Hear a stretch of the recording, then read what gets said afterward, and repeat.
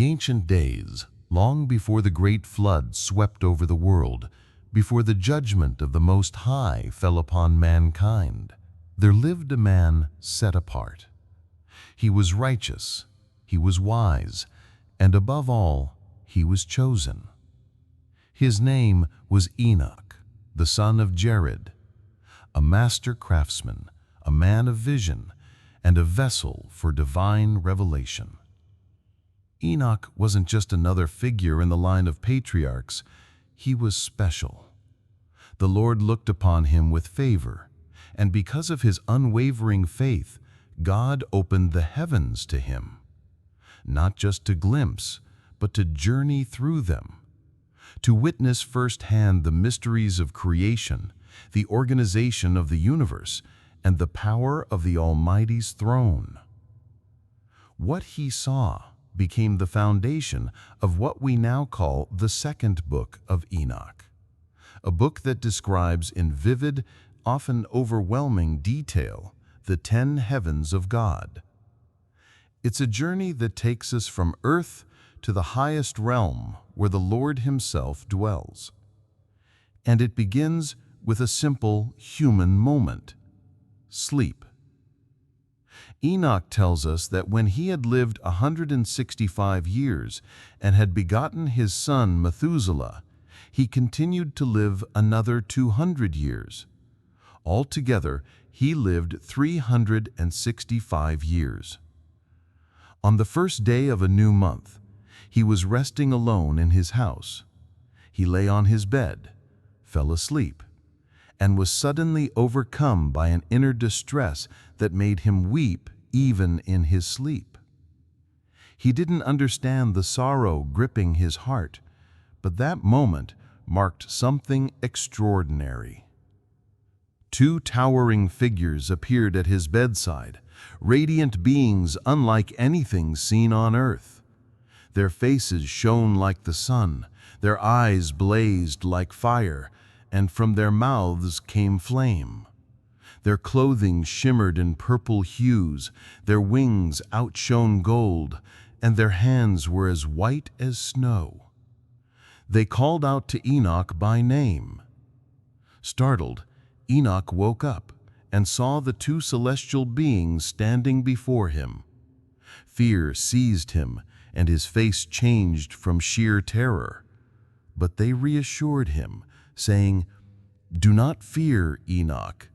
The eternal God has sent you to us. Today you will ascend with us into heaven." They told him to inform his sons and household not to look for him, for he would not return until the Lord allowed it. Obediently, Enoch left his house and called his sons Methuselah, Regem, and Gad. He told them everything. "My children," he said, "I don't know what's about to happen to me, but hear me well. Do not turn from the face of God. Do not follow those who worship false idols. The ones who didn't make the heavens or the earth, they will perish, along with those who serve them. Let your hearts be firm in the fear of the Lord, and let no one come looking for me until God returns me to you." With that, the angels lifted Enoch up and placed him upon the clouds. He looked up and saw the ether, the layer beyond the sky, and thus began his ascent into the heavens. The first heaven. They arrived at the first heaven. Enoch looked and saw a great sea, larger than any ocean on earth.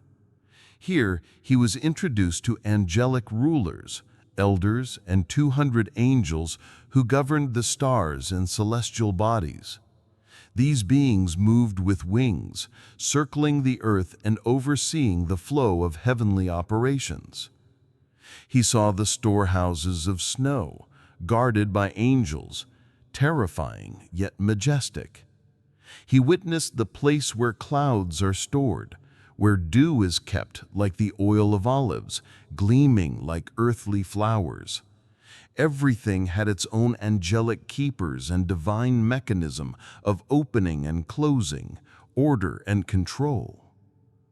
The second heaven. Then they carried him to the second heaven, and here the tone changed. Darkness. Not just the absence of light, but a darkness deeper than any experienced on earth.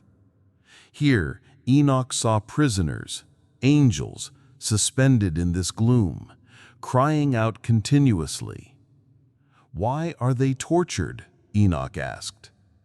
The angels explained, these are the apostates. They disobeyed the commands of God, choosing their own path. They followed their prince, who is imprisoned in the fifth heaven.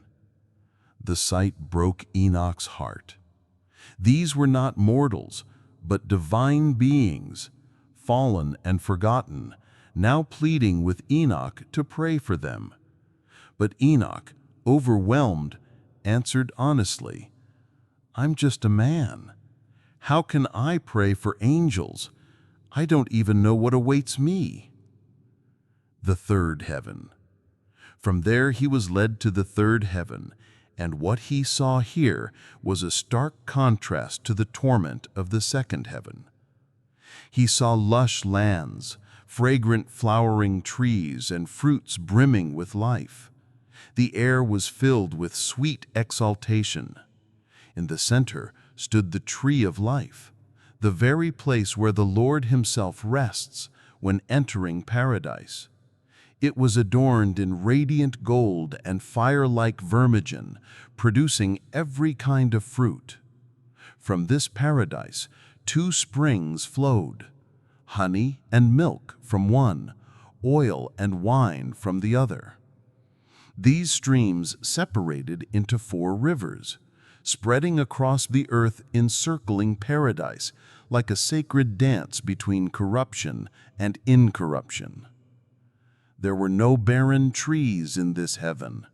Every part was blessed, guarded by 300 bright angels who sang continuously, filling the realm with melodies that never ceased. This place, the angels said, is prepared for the righteous, for those who endure, who avert their eyes from sin, who judge fairly, feed the hungry, clothe the naked, and walk faultless before God. This is their eternal inheritance.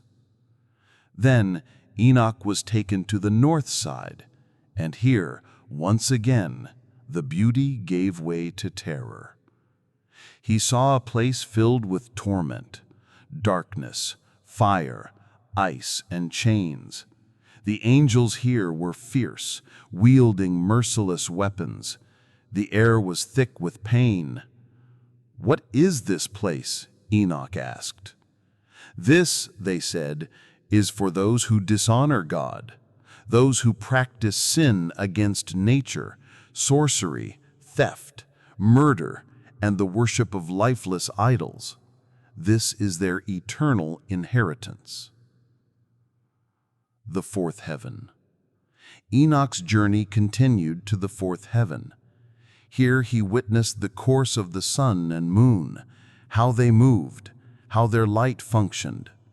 He saw the chariots that carried the sun, accompanied by 15,000 angels during the day and 1,000 during the night. The sun's path was complex, guarded by stars and radiant beings. Creatures called phoenixes and calcadri, part lion, part crocodile, attended to it. Their feathers gleamed like rainbows, their song shook the heavens. They rejoiced in the gift of light, singing praise as the sun rose and set. He saw the 6 eastern gates through which the sun entered, and the 6 western gates through which it departed. Everything had a measured course. Nothing was random. The movement of the sun and moon, their calculations, the balance of seasons and hours, it all revealed a stunning mathematical precision. The lunar year, with its 354 days, lacked 12 days compared to the solar year, revealing a complex cosmic calendar stretching across 532 years. And this was only the beginning. As Enoch continued his ascent through the heavens, guided by the radiant beings, they brought him to the fifth heaven. What he saw there stirred a deep sorrow within him. There were multitudes, countless soldiers with the appearance of men, but far larger than any mortal. These were the Grigori, or Watchers, beings of immense stature with solemn, withered faces. Unlike the angelic choirs of previous heavens, this realm was silent. No songs, no praise, no movement, just stillness. Enoch noticed this immediately. He turned to the angels beside him and asked, "Why do these beings look so mournful? Why is there no worship here?" They answered, "These are the Watchers who rebelled. Along with their prince, Satanael, they rejected the Lord of Light. Long ago, 3 of them descended to earth, to a place called Urban, where they broke their divine vows. They saw the daughters of men, desired them, and took them as wives. Their union defiled the earth, and from it came the giants, violent, lawless beings who brought corruption and destruction." Enoch was struck by the tragedy of it all. He had seen their brothers in the second heaven, imprisoned in darkness. Now, here were others in sorrowful waiting, exiled from God's presence. "Why do you not worship still?" he asked them. "Why is there no worship here?" The Grigori listened to his words, and as if something deep had awakened in them, they sent his message up to the 4 heavenly ranks. Then a sound filled the air, 4 trumpets blasting in unison. The Grigori raised their voices and sang, their cry rising piteously and powerfully to the heavens. It was the first time they had sung in ages. Then Enoch was lifted again. The 6th heaven. In the 6th heaven, he saw 7 bands of angels, shining more brightly than the sun. Their faces were alike, perfect, unified, and radiant. Their role? They governed the structure of the cosmos. These angels handled the courses of the stars, the cycles of the sun and moon, and the governance of the earth. They issued commands, guided seasons, watched over rivers, seas, and the growth of fruits and grass. They wrote down the deeds of every person and kept a record of every soul. Enoch also saw the inner circle of angelic life, phoenixes, cherubim, and 6-winged beings who never stopped singing. Their harmonies were so beautiful, so layered with divine purpose, that Enoch admitted it was impossible to describe with mortal language. Their songs radiated around the Lord's footstool in pure and perfect worship. Then he was brought to the 7th heaven, and here the air changed again. This was the realm of fiery hosts, the great archangels, incorporeal beings, dominions, powers, thrones, cherubim, seraphim, and the many-eyed ones. There were 9 regiments arranged in perfect light. The atmosphere was so overwhelming, so sacred, that Enoch was seized with terror.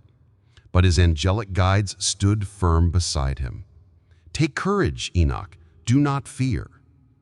Then at a distance, he saw the Lord, the Most High, seated upon his exalted throne, surrounded by boundless light. But what lies beyond this? What could possibly be higher? The 8th heaven and beyond. The angels told Enoch, "Now we must leave you. Our journey with you ends here." And with that, they vanished. Enoch was left alone, trembling in awe. And then the archangel Gabriel appeared. He came to Enoch and said, "Rise, do not fear. Come and stand before the Lord into eternity." But Enoch was overwhelmed. He had relied on the 2 angelic guides. Now, alone, he felt his soul had left his body. But Gabriel caught him like a leaf caught in the wind and carried him higher. The eighth heaven was called Muvzaleth in Hebrew, where the seasons changed. It governed drought and rain and the cycles of the 12 constellations in the sky above the firmament. Then came the ninth heaven, known as Kushavim, the home of the 12 heavenly constellations, each dwelling in its own celestial mansion. Finally, Gabriel brought Enoch to the 10th heaven, the realm called Aravoth, the highest, the holiest. This was where God himself dwelled. And Enoch saw the appearance of the Lord's face like glowing iron taken from fire, sending out sparks, blinding in glory, too marvelous to behold. It was a sight beyond words. He fell face down, overcome. But then the Lord spoke. "Take courage, Enoch, do not fear. Arise and stand before me into eternity." The archangel Michael came and lifted him up. Then the Lord turned to his hosts and said, "Let Enoch stand before my face into eternity." The archangels bowed and obeyed. Michael then removed his earthly garments and anointed him with God's sacred ointment. The scent was gentle and pure. It shone like sunlight. Enoch was then clothed in garments of glory, and when he looked at himself, he saw that he now resembled the glorious ones of heaven. A divine gift of knowledge. Then the Lord summoned an archangel named Pravuel, a being more swift in wisdom than all others. This angel carried the books of divine knowledge, and the Lord said to Enoch, "Give these to Enoch, let him learn the hidden things." So Pravuel opened the books and revealed everything. The workings of the heavens, the earth and the seas, the paths of the sun and moon, the mysteries of lightning and thunder, the number and hierarchy of angels, the languages of mankind, the nature of human life, the origins of souls, the songs of the heavens, and even the timing of the seasons. And for 30 days and 30 nights, Enoch wrote. He recorded everything with absolute precision, producing 366 books. Then the Lord called Enoch once more and said, "Sit at my left side with Gabriel." And the Lord continued, "Enoch, my beloved, everything you see, everything that exists, I revealed to you. Even before the beginning, I was alone. I created the invisible and the visible, bringing all things from non-being into being. My angels have not seen what I now show you." And so Enoch's journey through the heavens reached its peak. He saw the order of creation, the fall of the rebellious, and the rewards awaiting the righteous. He stood before God transformed, not for his sake alone, but for ours, to bring back a divine message for every generation, to remind us that behind the veil of this world lies an eternal kingdom.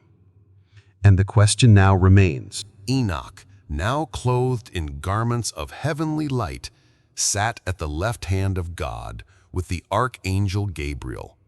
From this exalted place, the Lord began to speak mysteries that no angel had ever heard. Not even the highest archangels had known the full depths of what Enoch was now being shown. "Listen carefully, Enoch," the Lord said, "for I revealed to you the secrets of the beginning, before even the foundations of the world were laid, before light or darkness, before time or matter. I alone moved through the invisible.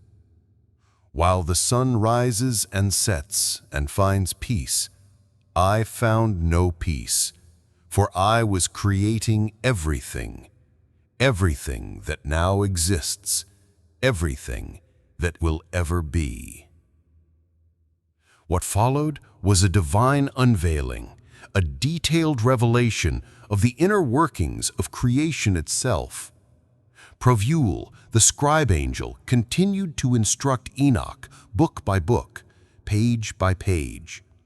He taught Enoch about the passages of thunder, the cycles of wind, the courses of the moon and stars, and how the earth responds to every movement in the heavens. He learned how the elements harmonize, how each hour of the day and night follows a sacred pattern, and how everything obeys divine instruction. But it didn't stop there. Enoch was shown how every human soul, from the beginning of time to the end, was accounted for. Write down all the souls, every one that has been or will be born, their names, their paths, their deeds, their destinies. They are all known to me. For 30 days and 30 nights, Enoch wrote without rest. He wrote of God's commandments, of the songs of the angels, of the cycles of divine justice, and of the two eternal destinies, one for the righteous and one for the wicked. In all, he recorded 366 books, a sacred library of heavenly knowledge meant not only for himself, but for generations to come. When Enoch finished writing, the Lord spoke again.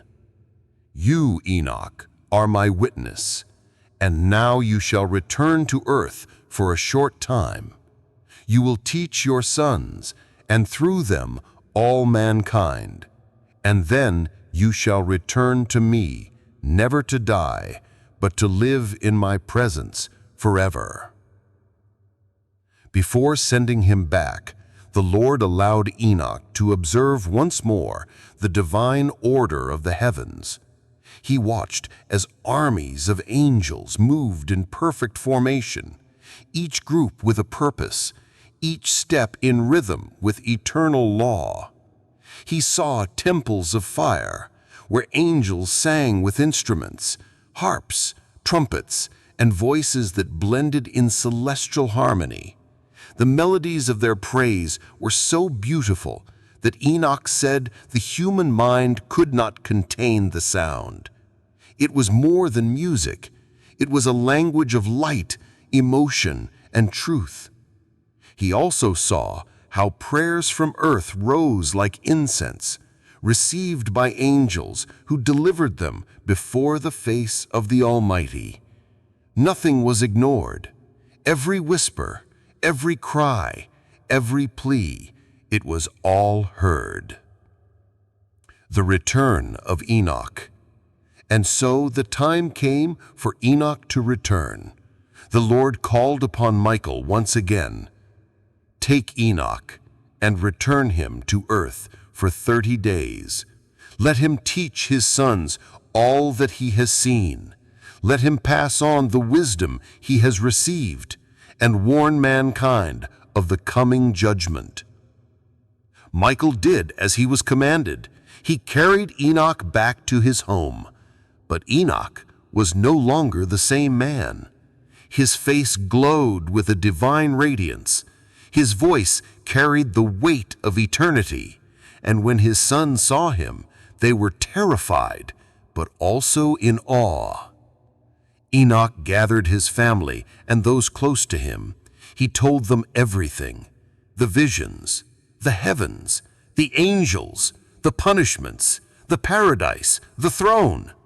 He urged them to live righteously, to reject idolatry, to show mercy to the poor, to feed the hungry, clothe the naked, and to walk humbly before God. This world is passing, but the world to come is forever. He warned them not to follow after sorcerers, idol makers, or those who corrupted others for wealth or pleasure. Such souls will not inherit the kingdom, but the righteous, those who endure in love and faith, will inherit the gardens of paradise I have seen. For 30 days and 30 nights Enoch taught. And then, once more, the angels came for him. But this time, they didn't come to lift him into the heavens for a visit. This time, he would not return. The angels took him up in glory, and as he ascended, the people looked on in awe. Some wept, others fell to their knees. Enoch was no longer of this world. From that moment on, he was known as the man who walked with God, a phrase that would echo through generations, a man who entered heaven alive, a man who never tasted death, a man who became the witness of 10 heavens. But what does this mean for us today? It's easy to read the Book of Enoch as ancient myth or mystical poetry, but when we stop and really consider the message, it becomes something much more profound. Enoch's journey is a roadmap. It's a prophetic revelation meant for all of us. He saw the consequences of rebellion. He witnessed the joys of righteousness. He learned that nothing, not even the stars themselves, exists without purpose. Everything is accounted for. Everything is known to God. And the question now is, what will we do with this knowledge? Will we, like the watchers, follow our own desires and reject the Creator? Or will we, like the angels in the seventh heaven, sing with joy and stand humbly before the throne? Enoch's story isn't just about the heavens. It's about us, about our choices, our eternity. Because the same God who welcomed Enoch still watches over the world. The same heavens still turn. The same angels still sing. And the gates of paradise, they remain open for those who choose the path of truth. As the story of Enoch comes to its climax, we are left with more than just a vision of otherworldly realms. We are left with a warning, a promise, and a choice. Enoch's journey through the 10 heavens wasn't for spectacle, it was for transmission. He was shown paradise, but also punishment. He saw the beauty of incorruptibility and the agony of rebellion. And when he was returned to earth, it wasn't just to enjoy his remaining days. It was to declare everything he saw, to pass it down, to warn his children and all of us about what lies beyond this world. In the treasuries of the heavens, Enoch learned that all creation is bound by divine order. Every star is assigned its angel. Every river and plant has a watcher. Every moment of human life, every breath, every action is recorded by angels and written into the book of life. And this isn't symbolic. According to Enoch, it's literal. There are angels specifically appointed to record the deeds of mankind. Some write only good deeds. Others record sins and offenses. Nothing is hidden. Nothing is forgotten. So when we act in love, in mercy, in kindness, when we speak with grace, serve the poor, forgive our enemies, those actions are etched into eternity. But so too are the moments of cruelty, greed, betrayal, or rebellion. In the seventh heaven, Enoch heard the voices of angels singing day and night, declaring God's holiness. He saw the 9 orders, the ranks of cherubim, seraphim, and many-eyed beings, never ceasing in their praise. And beyond that, in the 8th and 9th heavens, he saw the very pattern of the constellations, the zodiac written in light, governing seasons and time, moving in divine harmony. But it was the 10th heaven, Aravath, that sealed the meaning of his entire journey. There, standing before the throne of the Most High, Enoch saw a glory so terrible, so breathtaking, that no human tongue could capture it. The face of the Lord shone brighter than fire, emitting sparks like molten metal. His voice was like many waters. Around him were troops of angels in ranks, singing in soft and glorious voices.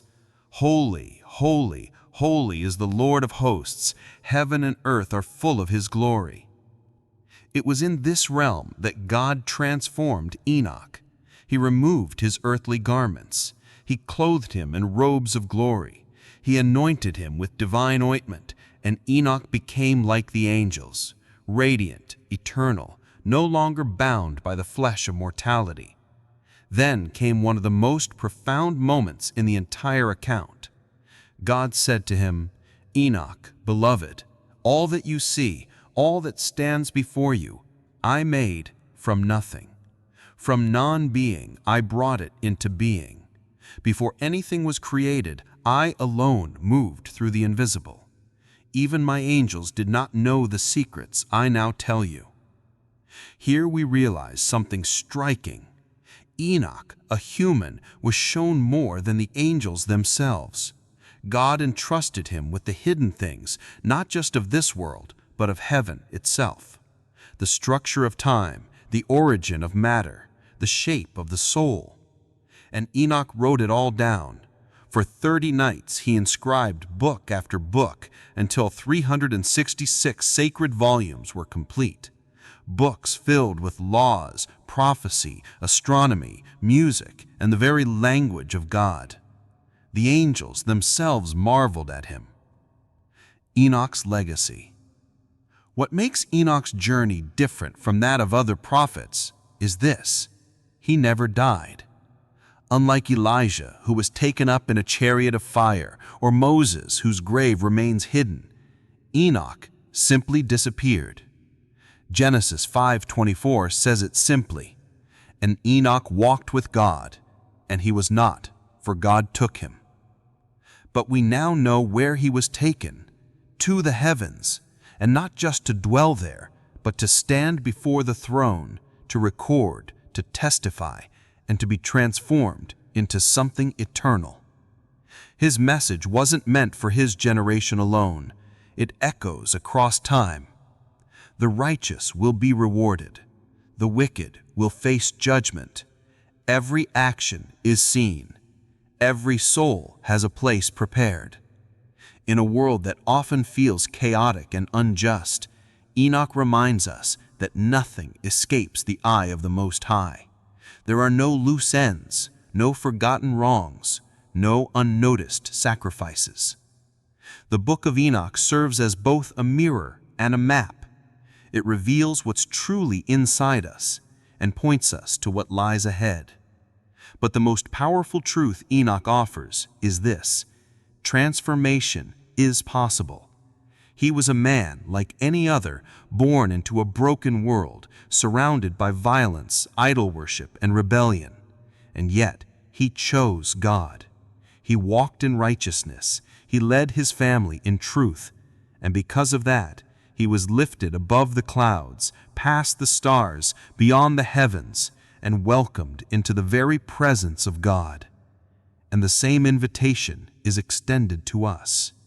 We might not physically journey through 10 heavens, but spiritually, every day we choose which direction we ascend, toward light or into shadow, toward paradise or into the place of cold fire and weeping angels. Your choice matters. So what do we do with this knowledge? Do we dismiss it as ancient legend, or do we recognize it for what it truly is? A divine call to awaken, to live righteously, not out of fear, but from revelation, to love what is good, to honor what is holy, to remember that we too are being watched, recorded, and ultimately called. We may never write 366 books or witness flaming cherubim, but we can walk as Enoch walked, in faith, in truth, in humility. And maybe, just maybe, when our time comes, we too will be welcomed by radiant beings and led into the light of eternity. Until that day, let us live like people who know the heavens are real.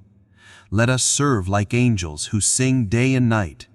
Let us seek the Lord, not because we fear judgment, but because we long to stand before Him as Enoch did, clothed in glory, transformed by grace, and eternal in spirit.